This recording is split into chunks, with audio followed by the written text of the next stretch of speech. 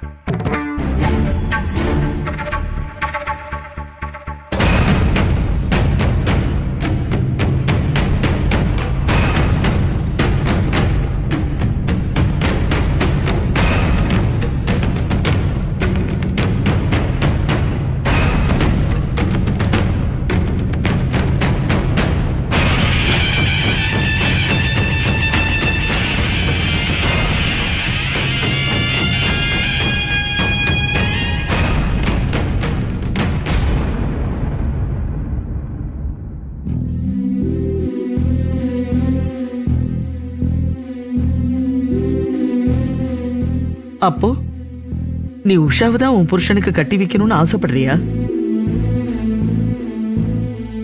உன் விருப்பம் எப்படியோ அப்படியே நடக்கட்டும். வெற்றி நல்லபடியா இருந்தா அதுவே போதும்.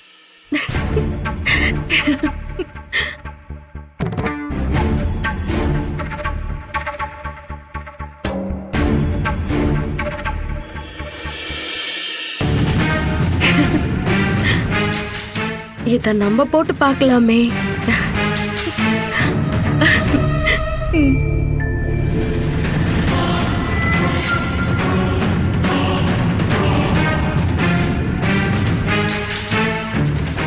என்ன மீறி மாமாவை நீங்க வேற யாருக்காச்சும் கட்டி வச்சிருவீங்களா? நான் யாருக்கும் மாமாவை விட்டு தர மாட்டேன். ஏன் மாமா எனக்கு மட்டும்தான். ஏன் மாமா எனக்கு மட்டும்தான். அம்மா போட்ட பொட்டலத்தை மாத்தி வச்சு அம்மாவை ஏமாத்தின. சரி, ஒருவேளை அம்மா போட்டிருந்த பொட்டலமா இருந்திருந்தா நீ எதை செலக்ட் பண்ணிருப்ப? இப்ப நான் இத போடுறேன், நீ எனக்கு எடுத்து கொடுக்கறியா?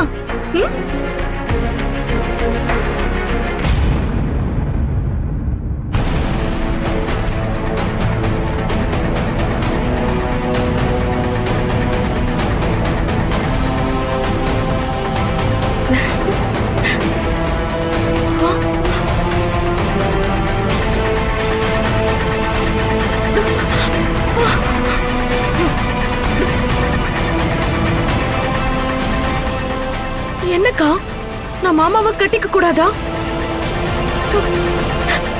மாமானா எனக்கு உசுருக்கா.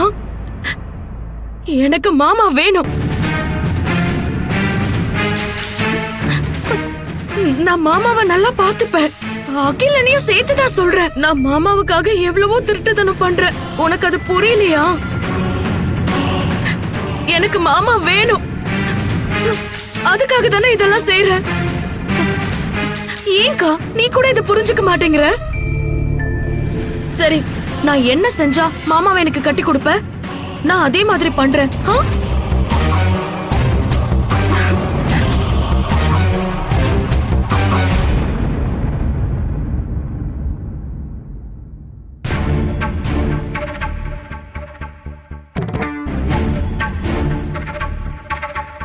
அம்மாடி, என் பொண்ணு ரொம்ப கஷ்டப்படுறாடா.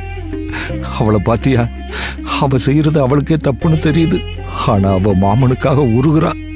நீ மட்டும் உயிரோட இருந்திருந்தா பிரச்சனையே இல்லை. ஆனா இவ மனசுக்குள்ள எவ்வளவு ஆழமா வெற்றி பதிஞ்சு போயிருக்காருன்னு பாருமா. என் பொண்ணுக்கு ஒரு வழிய சொல்லுமா. அவ இப்படி பைத்தியம் முடிச்சு அலையிறத என்னால பார்க்க முடியலம்மா.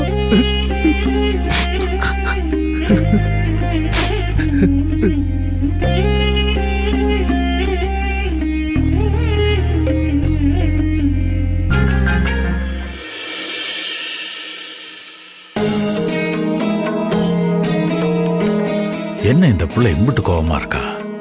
அவன் புடவை தொட்டதுக்கே அவ எரிச்சிட்டாளே.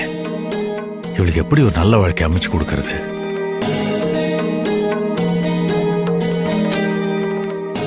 என்ன தம்பி இங்க உட்காந்துக்கிட்டு என்ன பண்ணிட்டு இருக்கீங்க? காபி தண்ணி கொண்டு வரவா? வேணாம்தா, ஆ. அதெல்லாம் ஒண்ணு வேணும். ஏன் தம்பி இம்புட்டு சலிப்பா பேசுறீங்க? எல்லாம் அந்த சுந்தரி பிள்ளைய நினைச்சுதான். எனக்கும் அதேதான் கவலையா இருக்கு தம்பி. ஐயோ, அவளை எப்படி நல்லபடியா வாழ வைக்க போறோம்டே தெரியலையே. நானும் அதைத்தான் நினைச்சிட்டு இருக்கேன். அந்த கார்த்திக் பையன் மேல எம்பிட்டு கோவம் இருந்தா அவன் தொட்ட சேலையை கூட எரிச்சிருப்பாவ. அவளையே எரிச்சுக்காம விட்டாளேன்னு சந்தோஷப்படுங்க தம்பி. என்னத்தா சொல்றீங்க? ஆமா தம்பி, அவ அம்புட்டு வெறுப்பா இருக்கா அவன் மேல. கொஞ்ச நஞ்ச வெறுப்பு இல்ல. நமக்கெல்லாம் ஒருத்தரை பிடிக்கலன்னா விட்டுருவோம். ஆனா இவ தான் வாழ்க்கையில யாரையுமே வெறுத்தது கிடையாது. முறையா தான் வாழ்க்கைய முழுசா கெடுத்ததால தான் வாழ்க்கையோட மொத்த வெறுப்பையும் அவன் மேலதான் வச்சிருக்கா. ஏதோ அந்த குழந்தைக்காக சகிச்சுக்கிட்டு இருக்கா.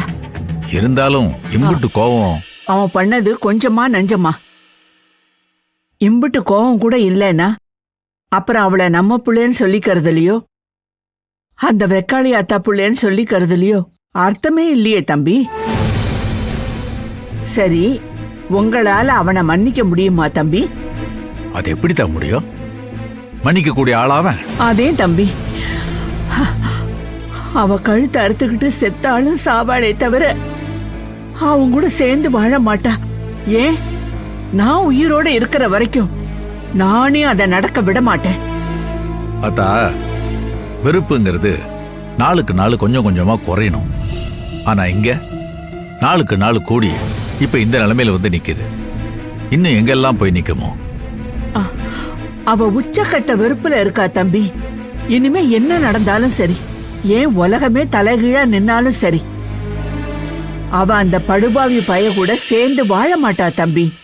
நீங்களும் மனசுல அப்படி ஒரு ஆசை வச்சிருந்தா அதை இப்பவே குழி தோண்டி புதைச்சிருங்க. இனிமே அவ வாழ்க்கையில நாம எதையும் திணிக்க வேண்டாம். என்னத்தா இப்படி சொல்லிவிட்டீங்க? சுந்தரியை ஒத்துக்கிட்டால் நான் இதுக்கு ஒத்துக்க மாட்டேன். சரி தம்பி, ஆனா அதுக்காக அவளை இப்படியே விட்டுற முடியுமா தம்பி? அதை எப்படித்தான் விட முடியும்? அவளுக்கு ஒரு நல்ல வாழ்க்கை அமைச்சு கொடுக்கணுமே. தினைக்கும் கண்ணு முழிச்சா அந்த வெக்காளியாத்தா கிட்ட சுந்தரிக்கு ஒரு நல்ல வாழ்க்கை அமைச்சு கொடுங்க, சுந்தரிக்காகத்தான் வேண்டிக்கிறேன். அந்த வெக்காளியாத்தா தான் சுந்தரிக்கு ஒரு நல்ல பையனை காட்டணும். நல்ல பையனை ஆத்தா எப்போ காட்டிட்டா தம்பி. நாம தான் கண்ணை திறந்து பார்க்காம ஆத்தா காட்டின வழிய கண்டுக்காம இருந்திருக்கோம். என்னதா சொல்றீங்க? எனக்கு ஒண்ணும் புரியல. அதே தம்பி, அந்த வெற்றி தம்பி இருக்காருல்ல, அவரை பத்தி நீங்க என்ன நினைக்கிறீங்க? வெற்றியா? அவரு ரொம்ப நல்லவரு. அவர் வீட்டுல அவர் பையன், அந்த அம்மா எல்லாரையும் நல்லா பாத்துக்கிறாரு.